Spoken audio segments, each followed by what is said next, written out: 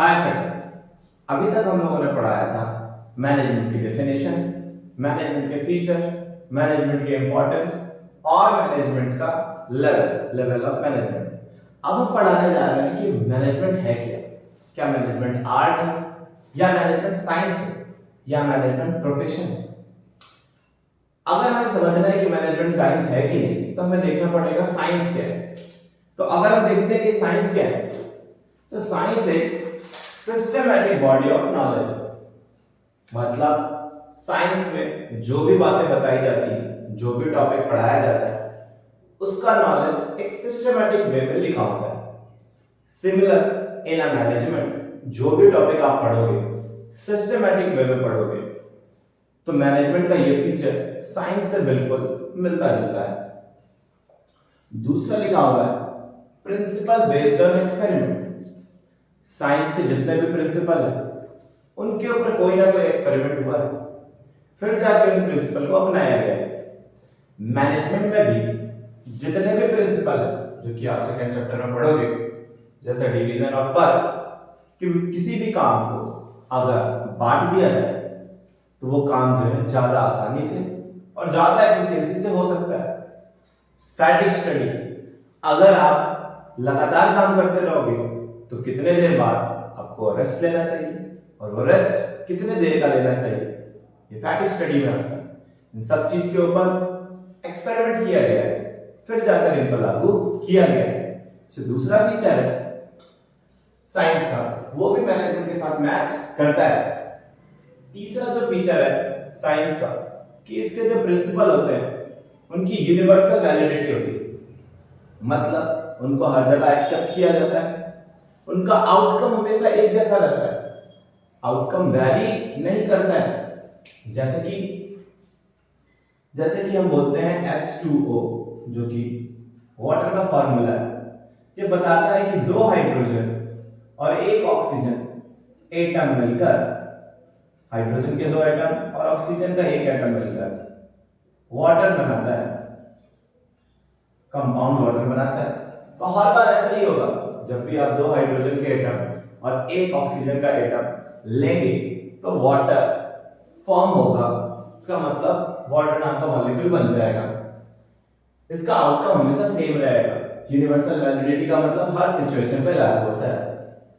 But in a management her situation में आपके manager के भी प्रिंसिपल लागू होते हैं, बट उनके आउटकम जो है वो उतने स्ट्रिक्ट नहीं होते, उतने फिक्स्ड नहीं होते।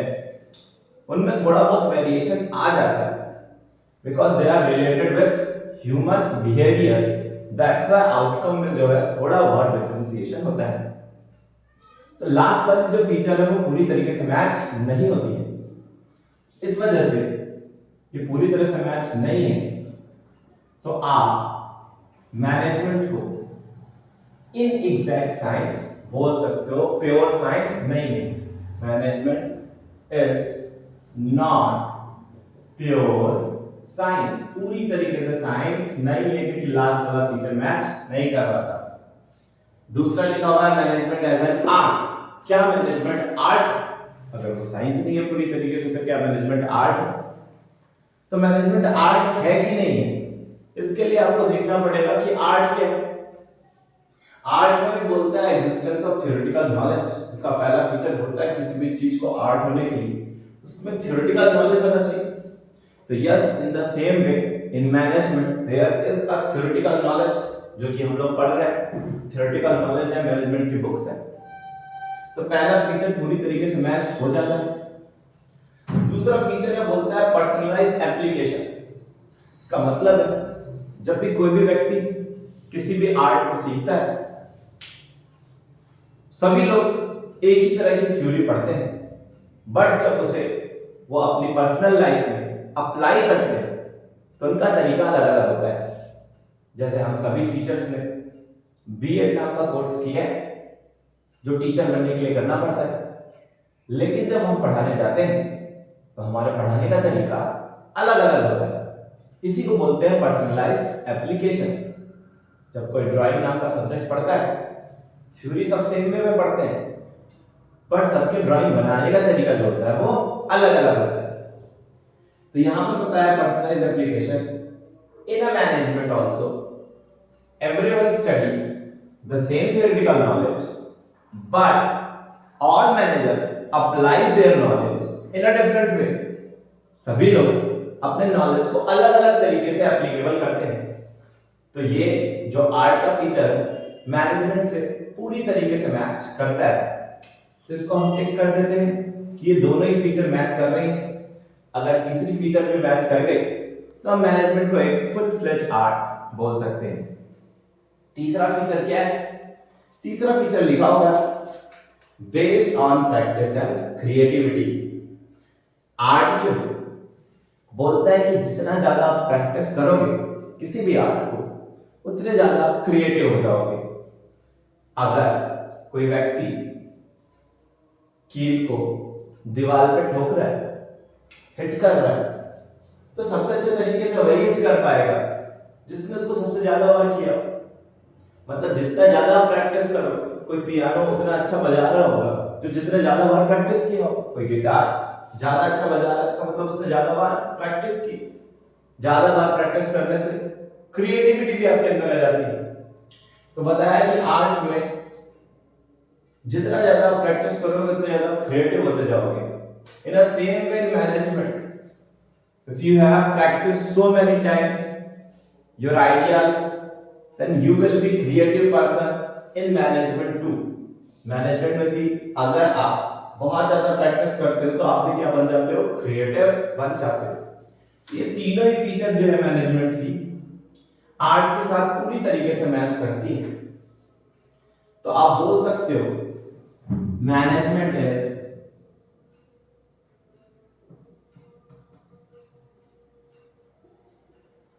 Full fledge art. मैनेजमेंट पूरी तरीके से आर्ट। आइए देखते हैं मैनेजमेंट प्रोफेशन है कि नहीं। वैसे तो हम सभी जानते हैं teaching, doctor, chartered accountant, engineer, सभी प्रोफेशन हैं। तो क्या मैनेजमेंट भी एक प्रोफेशन है? देखते हैं मैनेजमेंट प्रोफेशन है कि नहीं है। तो हमें देखना पड़ेगा सबसे पहले कि यार प्रोफेशन की डेफिनेशन क्या है, उसके फीचर्स क्या हैं, उसके साथ हम मैच करेंगे मैनेजमेंट के फीचर्स को और फिर हम देखेंगे कि मैनेजमेंट प्रोफेशन है कि नहीं है। सबसे पहले इसमें भी लिखा हुआ देखिए सबकी पहली फीचर जो है वो मैच करती है well defined body of knowledge. हर एक प्रोफेशन चाहे इंजीनियर हो, डॉक्टर, सीए हो, चार्टर्ड अकाउंटेंट, लॉयर, सब में सबसे पहले एक theoretical knowledge, well defined body of knowledge या systematic way of knowledge, सबका मतलब एक ही है। theoretical knowledge का एग्जिस्टेंस होता है, बिल्कुल मैनेजमेंट में भी होता है और प्रोफेशन में भी होता है। पहला फीचर मैच कर जा रहा है, पहला फीचर सबका मैच कर गया था। But for any profession like you want to be a doctor or you want to be a CA, chartered accountant, so you have to hold a degree of CA or degree of MBBS to be a doctor. So there is a restricted entry. If you do not have any qualified degree, so you cannot be a chartered accountant or doctor without holding any degree. अगर आपके पास degree नहीं है तो आप CA नहीं बन सकते, भले आपके पास नॉलेज हो। अगर आपके पास डिग्री नहीं है तो आप डॉक्टर भी नहीं बन सकते, जबकि आपके पास नॉलेज होगा। हमारे पुराने जो बहुत सारे गांव में बड़े बुजुर्ग रहते हैं उनके पास काफी अच्छा नॉलेज होता है। हमारे भारत में तो हर कोई डॉक्टर बनता है। आपको किसी तरह की तकलीफ होगी सभी लोग सजेस्ट कर देंगे कि ये दवाई लो, ये चीज करो, ये चीज करो, आप ठीक हो जाओगे। But they can not practise as a doctor, भले उनके पास नॉलेज है।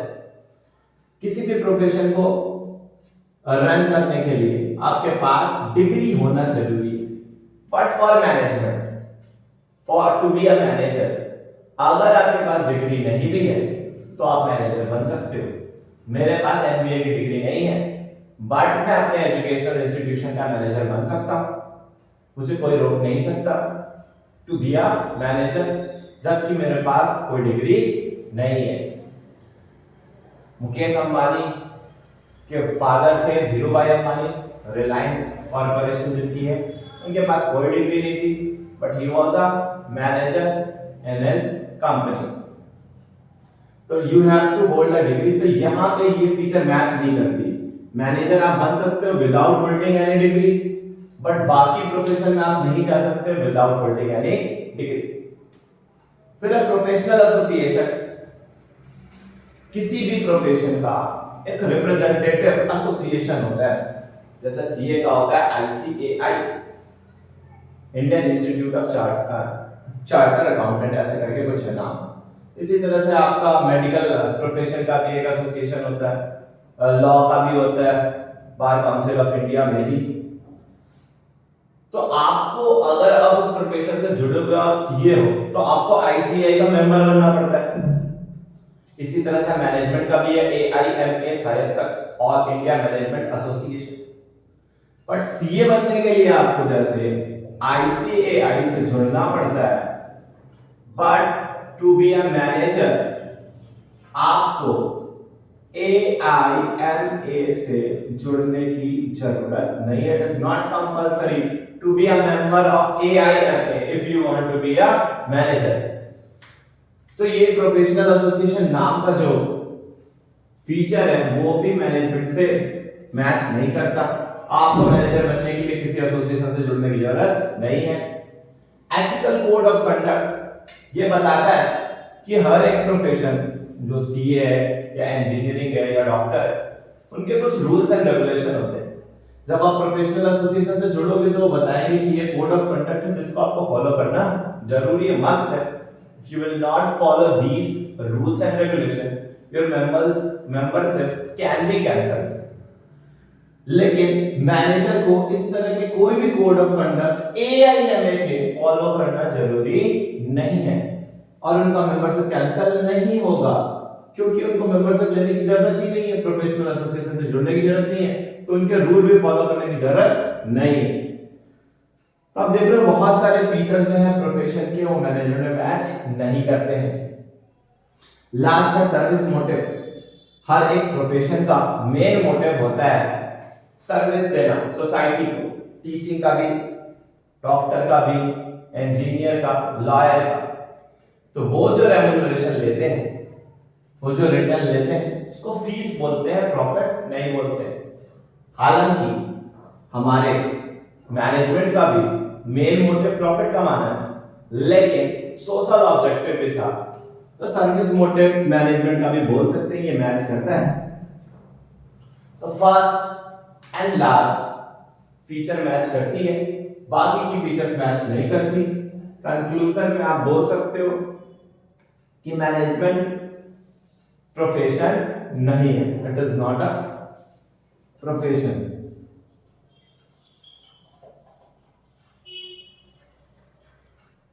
ठीक है, इसकी बहुत सारी फीचर्स मैच नहीं करती। इसके बाद है कोऑर्डिनेशन। कोऑर्डिनेशन का क्या मतलब होता है? जहां पर भी एक से ज्यादा डिपार्टमेंट होंगे, वहां पर लोगों के इंटरेस्ट अलग अलग होंगे। दो से ज्यादा लोग रहेंगे या दो से ज्यादा डिपार्टमेंट रहेंगे, तो उनका इंटरेस्ट क्लैश होगा। लोगों की विचारधाराएं, ओपिनियन अलग अलग होंगे। तो लोगों के बीच में कैसे कोऑर्डिनेट किया जाए, जैसे बोलते हैं ना, इंडिया में आपने बहुत सारे ऐसे पढ़े होंगे बचपन में कि इंडिया जो है डाइवर्सिफाई कंट्री, बहुत सारे अलग अलग टाइप के लोग रहते हैं। लोगों के बीच में इसलिए लोगों के ओपिनियन अलग है, धर्म अलग है, पहनावा अलग है, तो लोगों के बीच में समन्वय बनाना बहुत जरूरी है। उसी समन्वय को बोलते हैं कोऑर्डिनेशन। लोग मिलजुल कर काम करें, एक साथ काम करें, उनको पता हो कि यार हमारा एक दूसरे के साथ मिलकर ही काम चलेगा, एक दूसरे से झगड़ा करके काम नहीं चलेगा।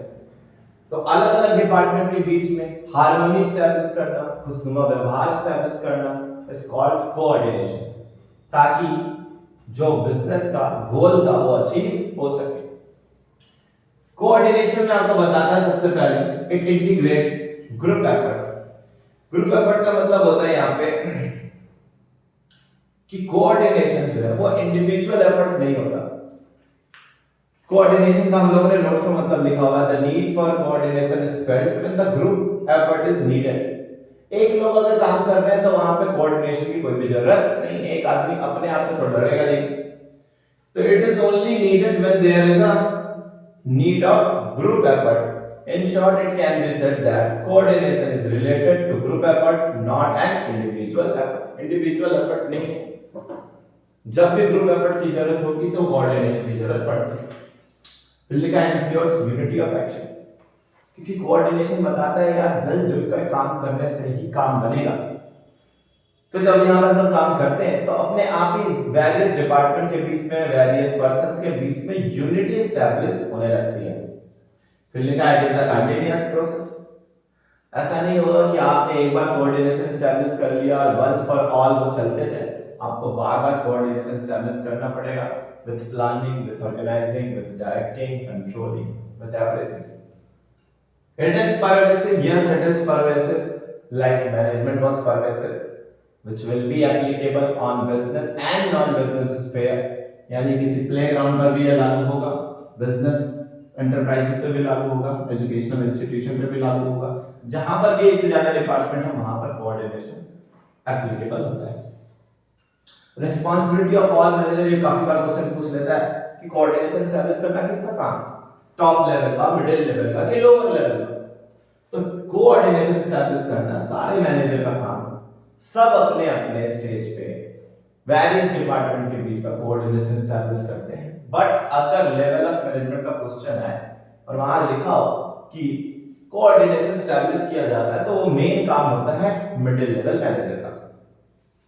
It is a deliberate function, इसका मतलब है कोऑर्डिनेशन जो है वो अपने आप लागू नहीं होता है. कोऑपरेशन अपने आप लागू हो सकता है बट कोऑर्डिनेशन लागू नहीं होता है. इसे डेलिबरेटली मतलब जानबूझकर लागू करना पड़ता है. इसके बाद कोऑर्डिनेशन की इंपॉर्टेंस आ जाते हैं. कुछ इंपॉर्टेंस है 3 मैं बता देता हूं आपको. ग्रोथ इन साइज, जैसे जैसे किसी भी कंपनी का साइज बढ़ते जा रहा है वहां पे कोऑर्डिनेशन की जरूरत हमको ज्यादा महसूस होती है, क्योंकि जितने ज्यादा लोग होंगे, जितने ज्यादा पीपल्स होंगे, उतने ज्यादा ओपिनियन होंगे. And if there is no coordination then there will be clash of interest और कॉमन गोल अचीव नहीं हो पाएगा. लोग इंडिविजुअल गोल अचीव करने में लग जाएंगे. फंक्शनल डिफरेंशिएशन बताता है अब ज्यादा बड़ा डिपार्टमेंट, ज्यादा बड़ा ऑर्गेनाइजेशन होगा तो उसमें बहुत सारे डिपार्टमेंट्स होंगे. उन डिपार्टमेंट्स के बीच में भी क्लैश ऑफ इंटरेस्ट होगा. उसको भी खत्म करने के लिए, एलिमिनेट करने के लिए कोऑर्डिनेशन की जरूरत पड़ेगी. और स्पेशलाइजेशन, जब लोग अपना अपना काम करते हैं तो अपने काम में उनको स्पेशलाइजेशन मिल जाता है. अब ऐसे में अगर मैं पढ़ा रहा हूं और मुझे कोई डिस्टर्ब करे, मुझे कोई ओपिनियन दे तो मैं उसे लेना नहीं चाहता हूं. कोई और व्यक्ति कोई और काम कर रहा है और उस काम को बहुत दिन से कर रहा है, उसमें एक्सपर्ट हो चुका है, तो दूसरे के ओपिनियन लेने से हेजिटेट करता है. तो लिखा हुआ due to expertise the specialists do not like taking advice or suggestion from other, especially in the matters of relating to their field. Therefore, an organization needs coordination for the purpose of reconciling the different approaches and interests of the specialist.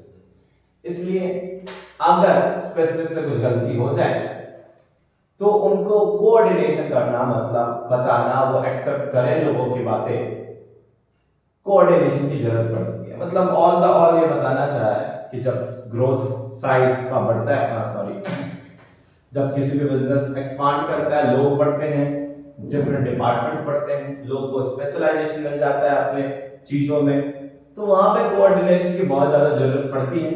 बिना coordination के कोई भी business जो है वो अच्छे तरीके से रन नहीं कर सकता.